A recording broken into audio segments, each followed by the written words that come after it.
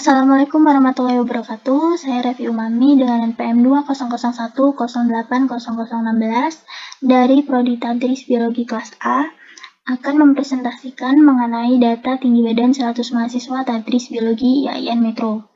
Nah, untuk data-data mentah ini saya menggunakan data acak, kemudian saya akan menentukan tabel distribusi frekuensinya terlebih dahulu sebelum membuat diagram batang, diagram garis atau grafik, kemudian histogram dan poligon. Nah, untuk menentukan atau membuat tabel distribusi frekuensi, yang pertama saya menentukan dulu jumlah data dari data mentah tersebut, data mentah yang sudah ada ini, kemudian diperoleh jumlah data itu ada 100, di sini sebenarnya sudah tertera, namun bisa saja menggunakan rumus sama dengan count, lalu mengeblok data mentah yang sudah ada. Nah, kemudian setelah jumlah data sudah diketahui nilainya, kemudian lanjut saya menentukan nilai tertinggi dari data tersebut dan diperoleh hasil yaitu 185 dengan rumus sebagai berikut. Kemudian untuk nilai terendah, saya juga menentukan dengan rumus min, lalu kembali mengeblok data mentah yang sudah ada. Nah, untuk tahap yang selanjutnya, saya menentukan range dengan mengurangkan nilai tertinggi dikurangi dengan nilai terendah, sehingga mendapat hasil yaitu sebesar 40. Kemudian untuk banyak kelas, saya menggunakan rumus sama dengan 1 plus 3,322 kali log jumlah data yang sudah kita hitung tadi. Nah, kemudian setelah menentukan banyak kelas, saya menentukan panjang kelas. Nah, panjang kelas ini ditentukan dengan membagi range dengan banyak kelas, sehingga didapatkan nilai sebesar 5,232 sekian. Kemudian saya bulatkan menjadi 5 saja. Nah, selanjutnya saya membuat interval terlebih dahulu. Nah, untuk batas bawahnya itu saya menggunakan nilai terendah agar lebih mudah saja. Kemudian untuk menentukan batas atas dari interval pertama tersebut, saya menambahkan nilai terendah tersebut ditambah dengan banyaknya panjang kelas. Jadi diperoleh hasil 150 karena panjang kelas tadi dibulatkan menjadi 5. Begitupun seterusnya, saya menentukan batas atas.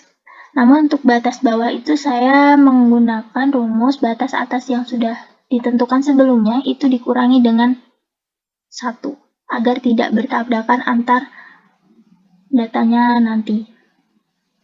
Setelah itu, setelah semua batas bawah dan batas atas telah ditentukan, kemudian saya menentukan frekuensi dari dari limit atau interval yang sudah ada. Dari interval yang sudah ada, saya menggunakan rumus frekuensi dengan mengeblok semua data mentah yang ada, kemudian menggunakan tanda koma, kemudian mengeblok batas atas yang telah saya tentukan tadi, sehingga diperoleh frekuensi sebagai berikut.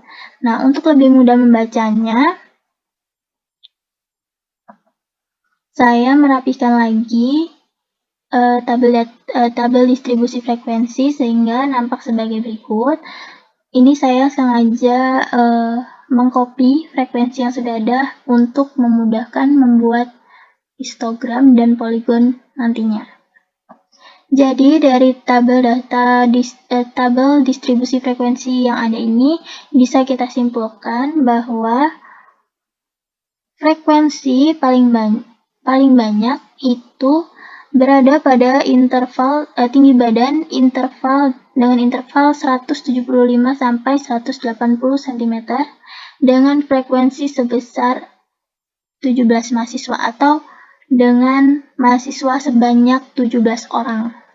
Nah, terdapat pula frekuensi yang sama yaitu pada interval 145 sampai 150 cm, kemudian pada interval 157 sampai 162 cm, kemudian pada interval tinggi badan 169 sampai 174 cm memiliki frekuensi yang sama, yaitu sebanyak 16 mahasiswa.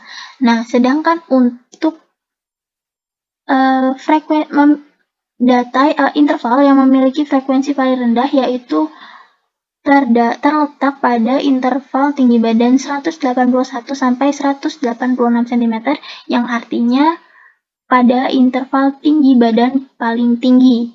Jadi pada tinggi badan paling tinggi itu frekuensinya yang paling rendah. Jadi mahasiswa yang memiliki tinggi badan paling tinggi yaitu kisaran interval 181 sampai 186 hanya 10 mahasiswa saja dari 100 mahasiswa. Selanjutnya di sini saya akan menyajikan tabel distribusi frekuensi ini dengan diagram batang. Jadi tampilannya akan seperti ini, di mana garis tegak lurus ini menyatakan frekuensi dan garis yang membujur ini menyatakan tinggi badan.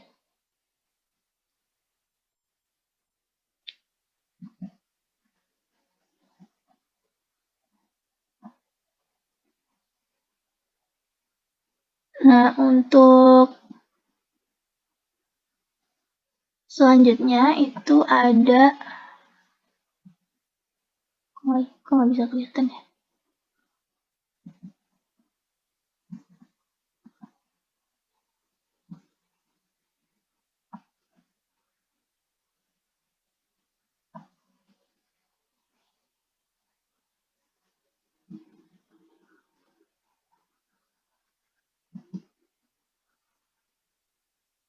Nah, ini ada tampilan dari data tinggi 100 mahasiswa Tadris Biologi IAIN Metro ini dengan menggunakan diagram garis atau yang kerap disapa dengan grafik. Nah, untuk tabel distribusi yang tadi, jika disajikan dalam bentuk grafik akan terlihat seperti berikut.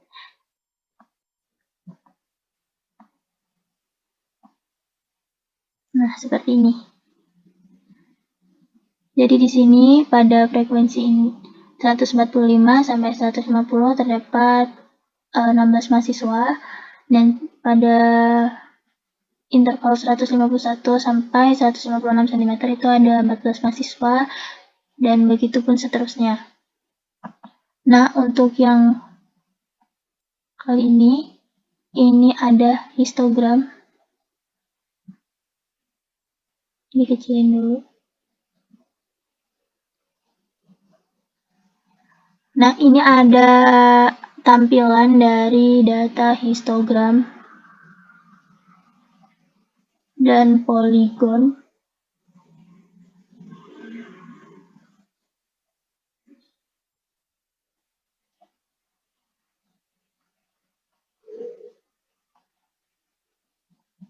Jadi pindahin dulu karena mengganggu.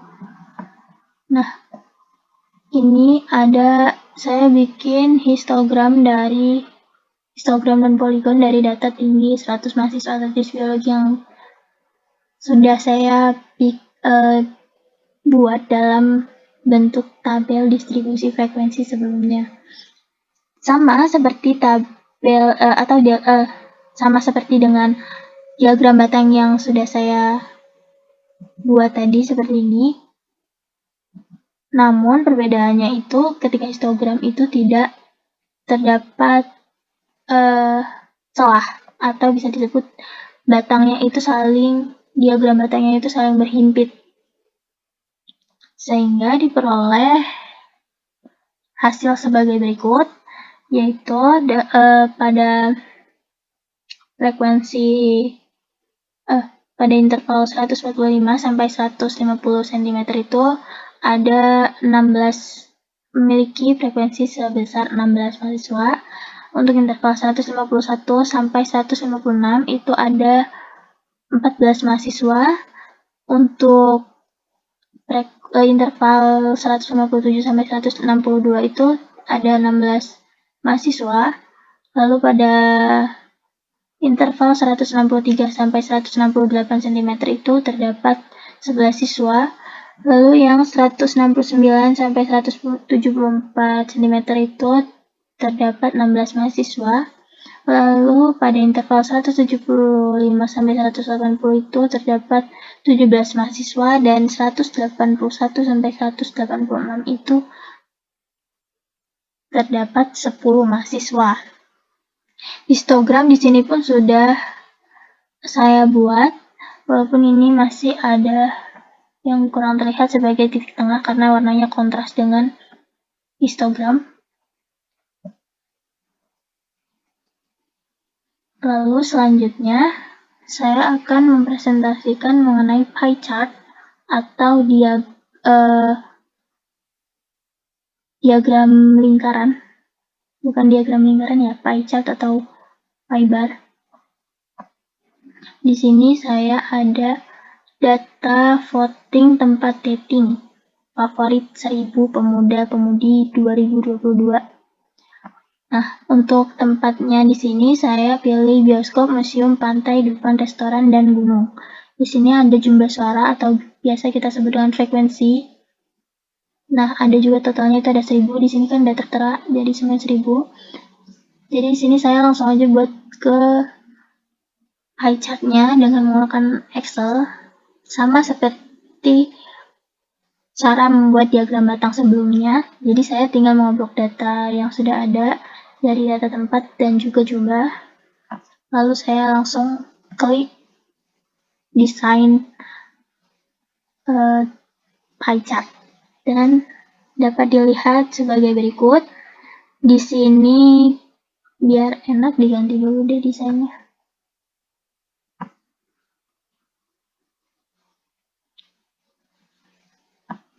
Tapi enakan dulu sih. Di sini warna biru, ini adalah bioskop. Jadi voting tempat dating favorit. Jadi tempat dating jadi bisa disimpulin di sini tempat dating yang paling favorit untuk pemuda-pemudi tahun 2022 ini itu adalah bioskop. Karena bioskop mendapatkan persentase yang paling tinggi yaitu sebesar 29%, sedangkan tempat dating yang paling tidak diminati atau yang paling sedikit peminatnya itu ada pada tempat wisata yaitu gunung yang hanya memiliki presentasi sebanyak 2%.